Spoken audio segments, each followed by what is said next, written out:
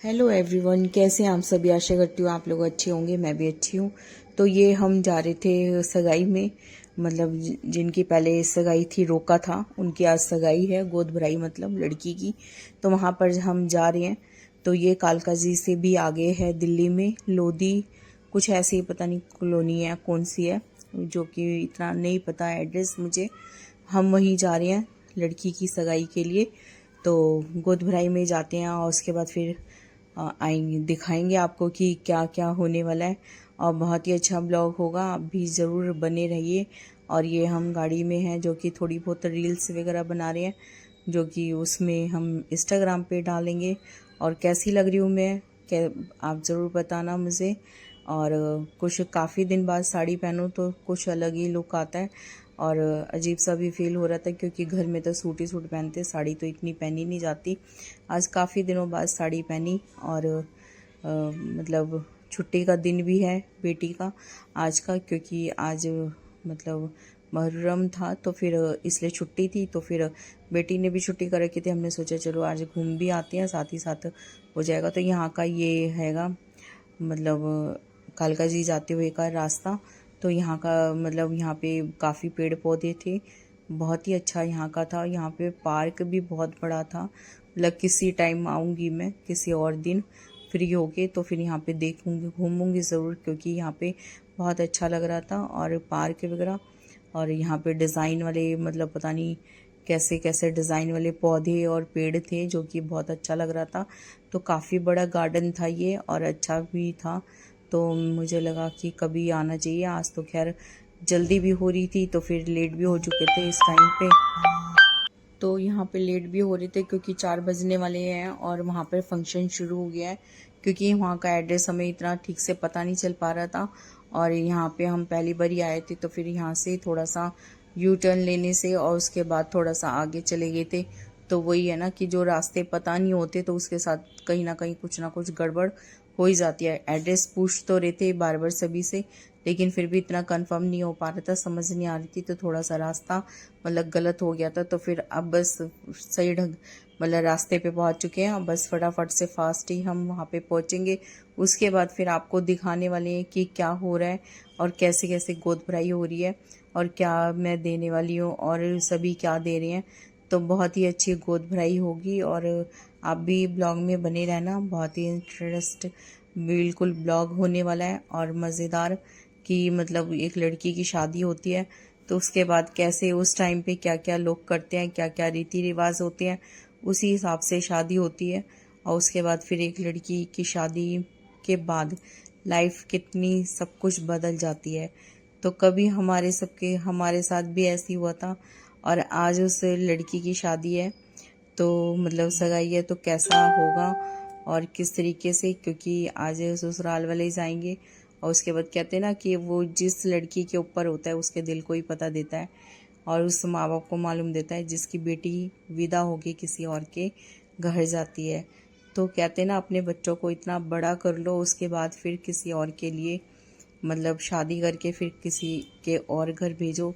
तो बहुत खुशी की भी बात होती है और दुख की भी बात होती है, क्योंकि अपना बच्चा किसी और के घर जाके रहता है, और वो फिर कभी कभी दिखता है मेहमान की तरीके से। तो थोड़ा होता है बेटियों का, बस वही कहते हैं ना, बेटी पता नहीं क्यों पराया धन होती है, जो कि देना पड़ता है किसी और को। और इतना ही लाड़ कितने ही लाड प्यार से बेटियों को पालो, लेकिन फिर भी किसी और के घर भेजना ही पड़ता है। बेटी कभी भी अपनी नहीं होती है। तो बस बेटियों का घर क्या बोले। कभी सोचती हूँ ना, तो सोच के लगता है कि हमारी बेटी भी बड़ी हो रही है, और 2-4 साल बाद शादी होगी, तो फिर कैसा फील होगा। तो आज कहते ना कि किसी और की बेटी का फंक्शन तो है, लेकिन इन सब चीज़ों को देख के ना कहीं अपनी फैमिली, अपने बच्चों के बारे में भी सोचना पड़ जाता है कि कैसे होगा और क्या होगा, और कैसे अपनी बेटी को विदाई करके भेजेंगे। तो खुशी भी हो रही थी यहाँ पे, और उसके बाद कहीं ना कहीं तकलीफ भी हो रही थी कि कभी हम भी अपने बच्चों के साथ ऐसे करेंगे, और ऐसी ही शादी होगी, ऐसी ही विदा करना पड़ेगा। बेटियों का घर कभी माँ बाप का घर अपना नहीं होता, किसी और के घर ही बेटियों को रहना होता है। तो देख सकते हैं आपके फंक्शन कैसे हो रहा है। बहुत ज़्यादा लोग और बहुत ज़्यादा भीड़ थी। और बस इस टाइम पे लड़की को श्रृंगार वगैरह कर रहे हैं, जो मेकअप का सामान लेके गए थे। और देख सकते हैं आप उसका जूड़ा वगैरह खोल रहे हैं। उस हिसाब से पता नहीं क्या क्या फंक्शन ये लोग कर रहे हैं, उसमें उसको क्लिप वगैरह लगा रहे हैं। जो भी चीज़ें लेके गए थे, तो कहते हैं ना लड़की कितना भी श्रृंगार करे, तो उस हिसाब से उसको काफ़ी चीज़ें दी गई हैं और वही वही चीज़ें उसको पहनाई जा रही हैं। तो ये सब चीज़ें चल रही थी यहाँ पर। और काफ़ी उसको माला पहनाया गया और श्रृंगार की सारी चीज़ें, इनमें वो नाक की नथ दी थी और गले का सेट वगैरह दिया था, रिंग दी थी और कानों के दिए थे, मतलब पूरा सेट था। और उसके बाद एक चांदी का यहाँ पे नारियल है, चांदी के नारियल से इन्होंने यहाँ पर गोद भरी थी। और इनके में ऐसा चलता है, चांदी का नारियल से गोद भरते हैं, तो इस हिसाब से उसको बांधा गया है। चांदी के नारियल को बांध के कुछ इस तरीके की रस्म इन्होंने यहाँ पर करी है। और उसके बाद इसको मतलब हार पहनाया गया पैसों का। तो पैसों का हार बहुत ज़्यादा लोगों ने पहनाया था कि लड़की को पूरा गले तक भर दिया था। पता नहीं कितने हार पहनाए हैं इसको। और मतलब होता होगा इनके में, जैसी मतलब रस्म होती है उस हिसाब से रस्म करी गई है। तो काफ़ी अच्छा लगा, क्योंकि हर जगह का कहीं ना कहीं का सभी कुछ चेंज रहता है। यूपी में अलग होता है और जगह अलग होता है, और दिल्ली में अलग होता है। हर जगह जगह अलग अलग अपने रीति रिवाज होते हैं, जगह जगह प्रदेश की।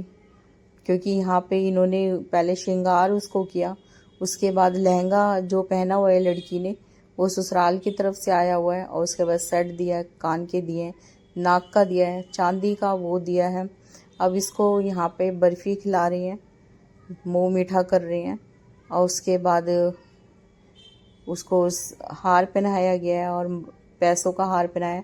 जब ये लड़की की जो नंद है, इसने ये रस्म करी है, उसके बाद फिर गोद में इसको दे दिया, थाल दिया है और उसमें नारियल चांदी का और सूखा जो वो जूट वाला नारियल आता है वो, 5 फल, इस तरीके से कुछ करके इन्होंने यहाँ पर गोद भरी। उसके बाद धीरे धीरे करके यहाँ पर सभी लोग लाला के अपना हर कोई गिफ्ट दे रहा था।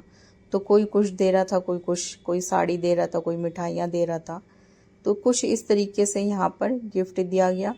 और उसके बाद यहाँ पे देख सकते हैं आप कि पैसों की माला पहनाई गई। फिर धीरे धीरे करके सभी ने पैसों की माला पहनाई है यहाँ पर। और बहुत ज़्यादा ही लड़की गर्मी भी हो रही थी, बहुत ज़्यादा नर्वस भी हो रही थी, क्योंकि बहुत सारे लोग थे और बस सभी लोग ऐसे कर रहे थे। बहुत भीड़ थी, किसी को खड़े होने की यहाँ पर जगह नहीं हो रही थी, इतना मतलब हर कोई गिफ्ट लेके आ रहा था बेटी के लिए यहाँ पर। तो इस तरीके से, और मैंने भी यहाँ पर इसको मतलब बहुत ज़्यादा माला पहना दी थी। तो बिल्कुल गले तक माला इसके रख के आ गई थी गले तक। तो कितनी गर्मी फील हो रही होगी, तो मुझे बहुत अजीब सा लग रहा था। तो इस तरीके से मैंने इसकी 5-6 माला निकाल दी और इसके गले पे से थोड़ा सा हल्का कर दिया कि थोड़ी सी गर्मी तो कम लगे, गर्मी बहुत ज़्यादा हो रही थी। तो मैंने भी यहाँ पर इसको गिफ्ट दिया है, 500 रुपये का नोट दिया है इसको। और उसके बाद यहाँ पर मैंने इसके साथ फ़ोटो करवाई, क्योंकि मैंने सोचा एक फ़ोटो तो बनती है, एक फ़ोटो तो खिंचवाई लेते हैं। तो ऐसे ही करके कुछ सभी ने धीरे धीरे करके गिफ्ट दिया और फ़ोटो करवाई। और ये लड़के की माँ है जिन्होंने साथ में मेरे फ़ोटो करवाई। और यहाँ पर रुचि खाना खा रही है, नाश्ता हो चुका था, उसके बाद बस गोद भराई भी हो गई थी, अब खाना स्टार्ट हो गया है। तो यहाँ पर रुचि खाना खा रही है। उसके बाद आपको मैं प्रॉपर तरीके से दिखा देती हूँ कि दुल्हन कैसी थी। तो दुल्हन मैंने आपको दिखाई ही दी है, पिंक मतलब लहंगे में थी। और ये सासू माँ हैं जिन्होंने मतलब पिंक कलर का पहन रखा है। तो सास बहू दोनों पिंक पिंक हो गए हैं।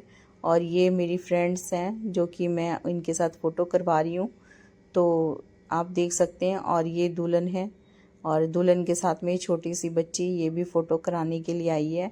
और वो जो फिरोजी कलर के सूट में है वो नंद हैं, नंद लगती हैं। तो इस तरीके से कुछ रिश्ते थे। और यहाँ पर इस ऐसे करके गोद भराई हुई।